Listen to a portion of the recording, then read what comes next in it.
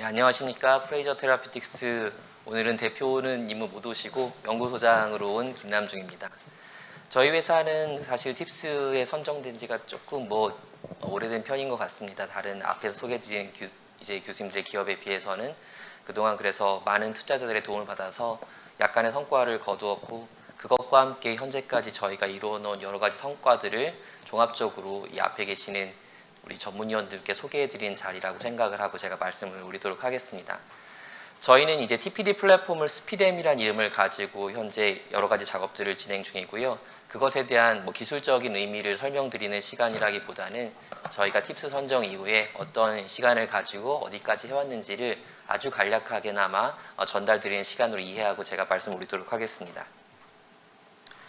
저희 프레이저 세라피틱스는 지금 미국에 계신 이제 저희 대표이사님 임경수 박사님을 비롯해서 현재 임직원은 24명이고요. 그리고 저희가 이제 경희대학교 교원 창업 기업이다 보니까 이제 초창기에 이제 본사를 학교 근처에 있는 서울바이오허브에 입주하게 되었습니다. 실제적으로 R&D 펑션 같은 경우에 현재 문정동에 입주해서 진행을 하고 있고요. 저희는 2019년 10월에 회사가 만들어졌습니다. 그리고 운이 좋게도 얼마 되지 않아서 팁스에 선정이 되었고요. 그리고 그것에 굉장히 많은 어떤 도움을 받아서 저희가 이제 그 후에 여러 가지 투자자들의 도움을 받아서 현재까지 누적 펀딩 기준으로는 물론 시리즈 A까지만 받은 형태이긴 합니다만은 한국 돈으로 170억 원 정도 투자를 받은 상태입니다. 그래서 이제 어떻게 보면 저희가 지금까지 투자를 많은 도움을 받아서 진행해 왔던 것들, 그리고 지금까지 했던 것들에 대한 소개를 드리는 자리라고 제가 생각을 하고 다시 말씀을 드리도록 하겠습니다. 앞에서 이면석 교수님께서 너무 잘 설명을 해주셔서 제가 부연으로 설명을 드리는 게 어떤 의미가 있는지는 잘 모르겠습니다만, 너무나 잘 알고 계시는 이 앞에 전문가들께 부연으로 몇 가지 말씀을 드리도록 하겠습니다. 이제 표적 단백질 기술이라는 것은 전 세계적으로 굉장히 핫한 필드로 잘 알려져 있습니다. 그리고 사실 그것들을 통해서 많은 연구들을 이제 산업화로 연계하려고 하는 회사들의 창업도 역시 이어지고 있고요. 근데 이제 사람들은 이 표적 단백질 분해라는 게 굉장히 최근에 나온 기술이라고 생각을 하는데, 사실 표적 단백질 기술의 역사는 굉장히 오래되었습니다. 그걸 반증하는 굉장히 대표적인 사례가 가장 많이 쓰이고 있는 몰리큘러 글루가 1950년에 나온 물질입니다. 반대로 얘기하면 표적 단백질 분해 자체가 세라퓨틱 모달리티로서의 포텐셜은 이미 아름아름으로 오랫동안 이어져 왔다는 얘기가 되겠고요. 사실은 많이들 모르고 계시는데 그 에스트로겐 포지티브 브레스트 캔서에 쓰고 있는 풀베스트란트라는 약물 자체도 처음엔 ER 엔테고니스트로 알려져 있었지만 차후의 연구를 통해서 ER을 분해함으로써 그런 효과를 나타낸다는 것이 잘 알려지게 되었습니다. 어떻게 보면 TPD라는 필드가 현재 굉장히 그로잉업하고 있지만 그 전에 여러 가지 사례들을 통해서 임상적으로 유효하다라는 것은 어느 정도 반증이 되었다고 저는 생각을 합니다. 최근에 다양한 기업들이 다양한 형태의 기술들을 보이고 있습니다. 대표적으로는 프로탁이라고 알려진 기술이 가장 유명하겠고요. 사실은 산업적으로 가장 유명한 약은 몰리큘러 글루가 되겠습니다. 몰리큘러 글루의 가장 대표적인 약물이 레날리도마이드인데, 레날리도마이드 2021년 세일즈 아마 규모가 환율에 따라 좀 다르긴 하겠지만 13조 원 정도 되는 걸로 알고 있고, 이제 그 다음에 나오는 물질인 포말리도마이드가 3조 원 이상 전 세계적으로 팔리는 걸로 알고 있습니다. 그러면 왜 표적 단백질 분해 기술을 과연 해야 되는가? 간단합니다. 표적 단백질 분해를 통해서만 치료가 될 수 있는 질환이 포텐셜리 존재하기 때문이죠. 현재 우리가 접근하고 있는 모든 약물학적 타겟들은 대략 한 700개 정도가 되는데, 이것만으로 현존하는 모든 질환과 관계된 단백질을 표적할 수가 없습니다. 따라서 이런 표적을 분해를 통해서 가능하게 하는 기술인 표적 단백질 기술의 필요가 당연히 요구되고요.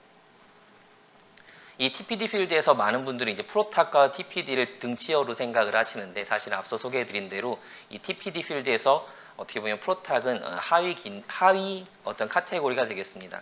그리고 기능적인 설명에 대해서는 앞에 이면석 교수님께서 너무 잘 설명을 해주셨는데, 제가 간단하게 말씀을 드리면, 결국은 이 프로탁이라고 하는 물질은 표적 단백질에 붙는 어떤 리간드와 그리고 우리 몸의 분해를 담당하는, 정확하게는 프로테아조멀 디그라데이션을 유발하는 E3 라이게이즈 간의 바인딩을 양쪽으로 유도해서 그 두 개의 단백질이 서로 근접성, 영어로는 프록시미티라고 표현할 수 있는데 프록시미티를 유발하고, 그를 통한 프로테아조멀 디그라데이션을 유발하는 것이 표적 단백질 분해 기술, 그 중에서도 프로탁의 작동 기전이 되겠습니다. 하지만 이제 타겟ted 프로틴 디그라데이션이라는 걸 말하기에 앞서서 우리가 먼저 이해해야 될 것은, 과연 우리 몸에는 표적 단백질을 분해하는 기술이 표적 단백질을 분해하는 기작이 뭐가 있냐가 사실은 중요한 얘기가 될 거고요. 사실 우리 몸에서는 두 가지가 존재합니다. 프로테아조멀 디그라데이션이라고 하는 유비퀴티네이션 된 단백질만을 정밀하게 프로테아좀이 분해하는 그런 기작이 존재하고, 두 번째로는 그 분해하고자 하는 우리 몸에 있는 단백질을 이렇게 마치 싸듯이 포로 이렇게 딱 싸듯이 싸가지고 제거를 하는 라이소소멀 디그라데이션 또한 있습니다. 사실 두 가지 모두 다 유비퀴틴이라고 하는 단백질이 폴리화되면서 작동하는 것이 잘 알려져 있고요. 그 두 가지를 각각 타겟하는 기술 또한 최근에 많이 알려져 있습니다. 하지만 이 두 가지 가능성을 모두 표적하는 기술들은 현재까지 보고된 바는 없습니다. 앞에서 말씀을 잘 해주셔서 제가 또 구현을 하게 되는 게 좀 죄송스럽습니다만, 전 세계적으로 이 TPD 골드러시가 이루어지고 있습니다. 글로벌 제약사, 이제 A사라고 칭할 수 있는 어떤 한 회사 같은 경우에 전체 이제 포텐셜 파이프라인의 20% 정도를 지금 TPD로 채우고 있다고 제가 알고 있습니다. 그 이유는 20%보다 더 하고 싶은데 임상적으로 아직은 어떤 결과가 나오는지에 대한 확신이 들지 않아서라고 얘기를 하더라고요. 그래서 이 필드의 성공이 언젠가는 이루어질 텐데, 그 이루어지는 시점에 따라 전체 이 약물 개발, 특히 저분자 약물을 통해서 이제 신약 개발을 하고 있는 이 전체 필드 자체의 판도는 분명히 달라질 거라고 저는 생각을 하고 있습니다. 과연 그런 표적 단백질 분해에서 프레이저는 어떠한 의미를 가지고 접근을 해야 되는가? 제가 이제 2013년에 경희대학교 약학대학에 부임을 해서 지금 이제 10년째 교수를 하고 있는데, 그 10년 중에서 이제 TPD와 관계된 일을 한 지 벌써 한 5년이 넘어가는 것 같습니다. 그 5년간 이제 제 머릿속, 지금에도 제 머릿속에 항상 가지고 있는 생각은, 과연 현존하는 표적 단백질 분해 기술의 한계를 어떻게 하면 뛰어넘고 그런 기술을 프레이저는 어떻게 구현할까가 최근에 가지고 있는 가장 많은 생각이고요. 사실 현존하는 TPD 기술, 정확하게는 프로탁이라고 말할 수 있는 그 기술이 가진 가장 대표적인 현재 제한점들은 이 두 가지가 되겠습니다. 시간이 벌써 다 됐다고 하셔서 제가 조금 더 빨리 해보도록 하겠습니다. 일단 기본적으로 카이메릭 몰리큘이기 때문에 몰리큘러 웨이트이 한 500 이상이 됩니다. 따라서 이를 통한 약물 동력학적 한계들이 분명히 존재하고요. 세포 투과성도 약하고, 그 다음에 바이오 어베러빌리티도 역시 떨어지는 부분이 분명히 존재합니다. 그리고 이를 통해서 이제 나타날 수 있는 한계적인 요소 중에 하나가, 이제 우리가 뇌 쪽에 질환이 생겼을 때 것들을 이제 통과하는 약물을 만들기 어렵다는 거죠. 이걸 좀 더 확장해서 얘기를 해보면, 단백질이 우리 몸에 쌓여서 생기는 많은 질환 중에 가장 머릿속에 떠오르는 이제 큰 파트가 사실 퇴행성 뇌질환인데, 그럼 결국 퇴행성 뇌질환이 직관적으로 TPD가 가장 잘 들을 만한 요소이긴 하나, 그것들을 접근하기에는 현존하는 기술이 한계가 있다는 것이 되겠습니다. 두 번째로는 물론 이제 이면석 교수님 훌륭한 기술 같은 경우도 존재하지만, 많은 경우에 CRBN과 VHL과 같은 한정된 E3 유비퀴틴 라이게이즈 시스템을 이용하기 때문에 이런 것들에 뮤테이션이 생기거나 이런 것들이 작동할 수 없는 그러한 질환군 혹은 세포에서는 TPD는 여전히 제한적이다라는 말씀을 드릴 수가 있겠습니다. 휴먼 아틀라스에서 보면 VHL 자체, 즉 VHL 리간드가 바인딩할 수 있는 VHL의 익스프레션 프로파일이 굉장히 제한적인 걸 알 수 있습니다. 반면에 CRBN은 그에 비해 높지만 여전히 몇몇 조직에서는 한계점이 있는 것이 보여지고요. 사실 전 세계의 많은 표적 단백질 분해 회사, 프로탁을 하는 회사가 왜 CRBN을 하는지를 잘 보여주는 그림이라고 할 수 있겠습니다.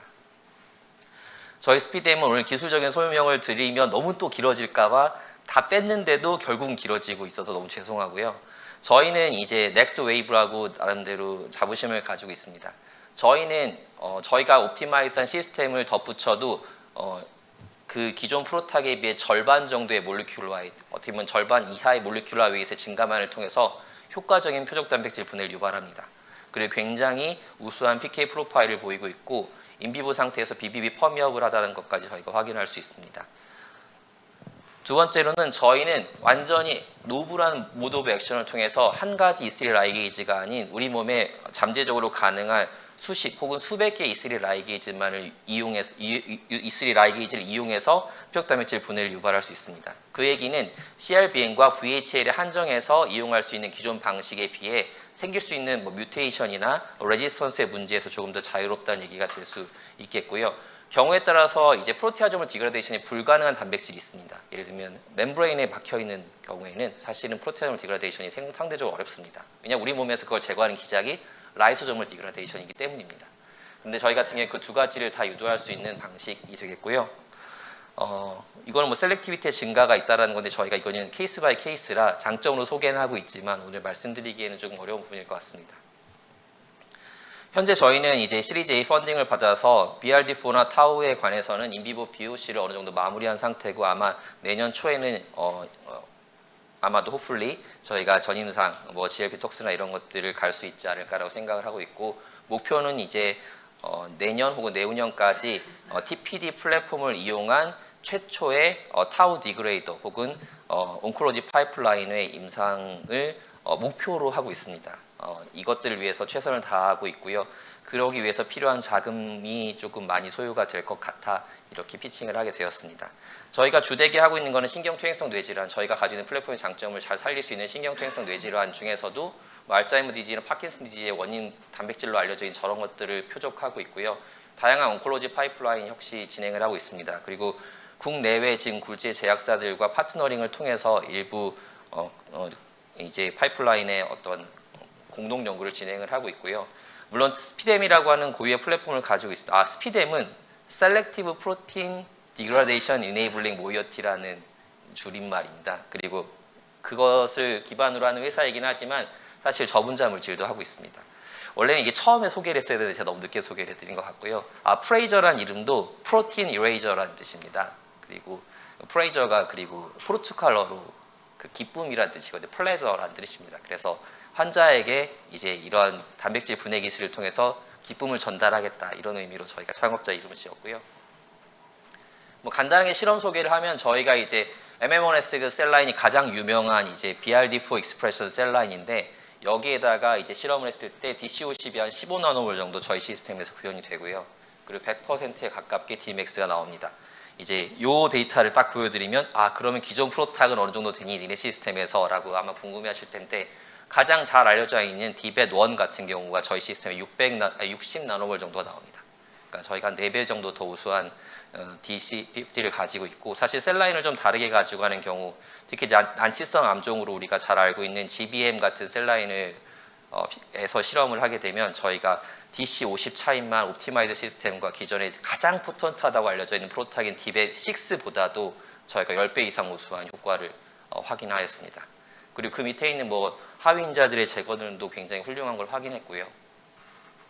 그리고 저희 스피뎀의 장점을 이제 10분 발휘할 수 있는 병증이 결국은 신경통행성 뇌질환일 텐데 그 신경통행성 뇌질환 중에서도 알츠하이머 디지즈의 원인 물질로 알려져 있는 인솔루블 타우, 포스포레이티드 타우 자체가 효과적으로 제거되는 것을 우리가 엑스비보, 인비보, 셀룰러 레벨에서 모두 확인을 한 상태입니다.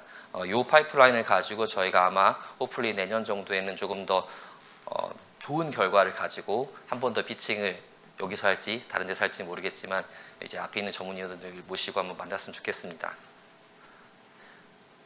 저희 스피뎀은 굉장히 버스타일한 TPD 플랫폼인데 앞에서 임윤숙 교수님이 잘 소개해 주신 대로 저희는 프로탁과 같이 굉장히 버스타일하게 작동할 수 있는 시스템이지만 그 덩치가 작은 즉 드러거블한 모이어티를 가지는 성질 때문에 몰리큘러 글루와 같이 작동할 수 있는 장점 또한 가지고 있습니다.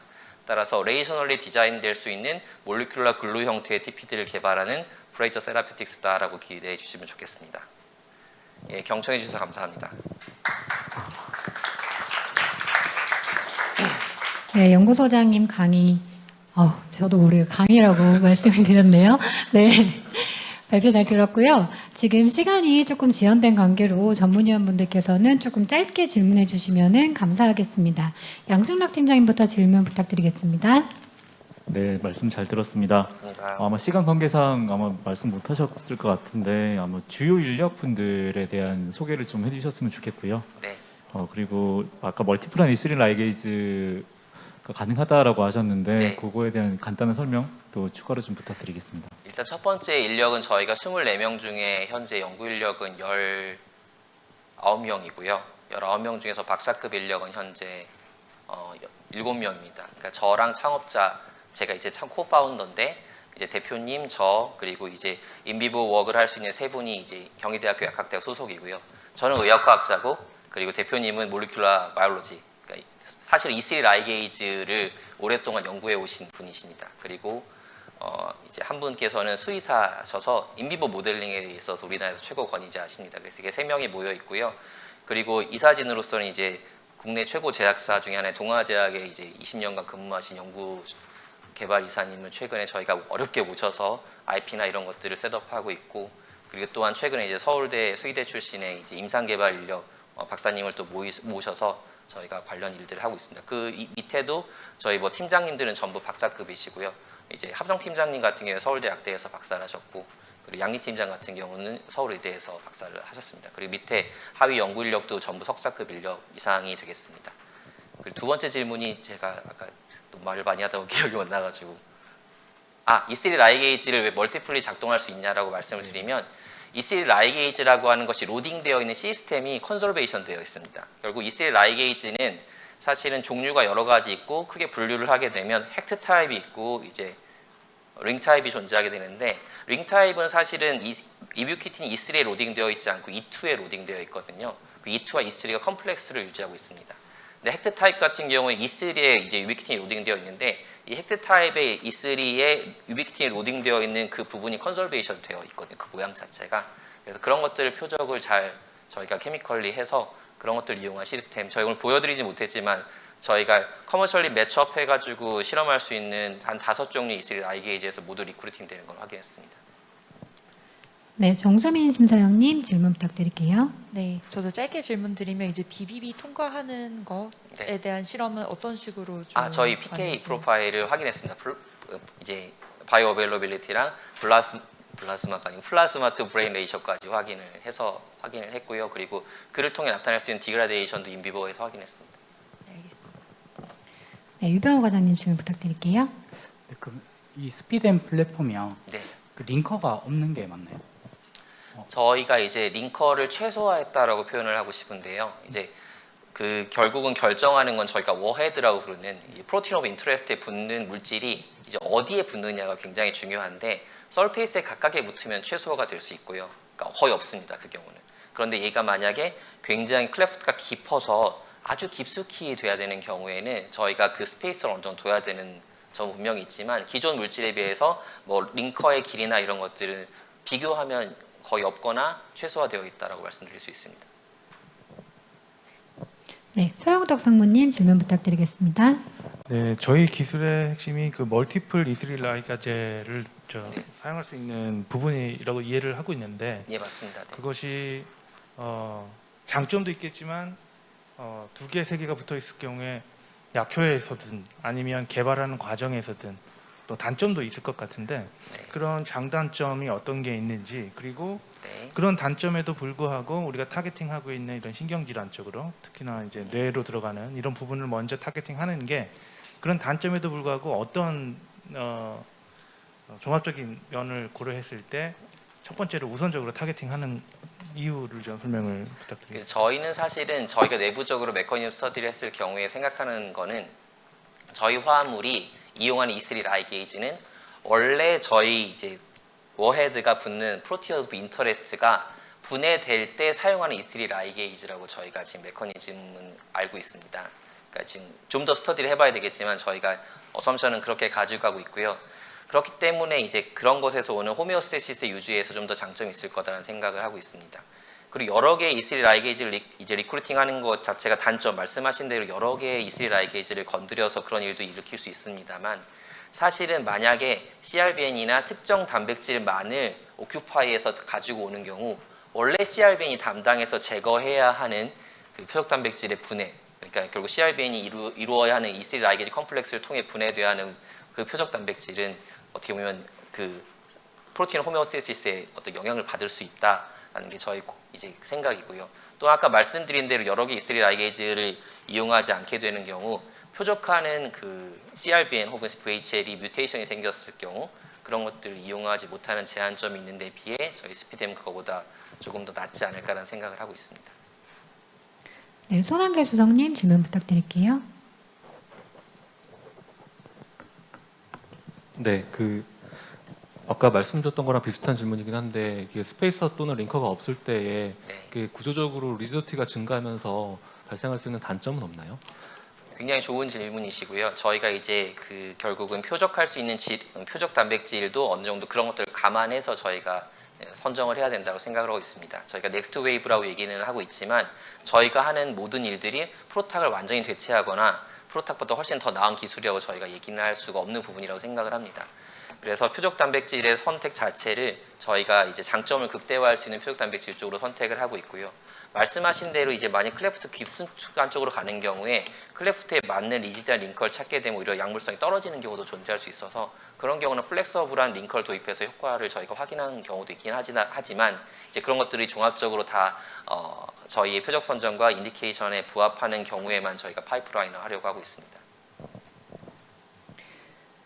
네.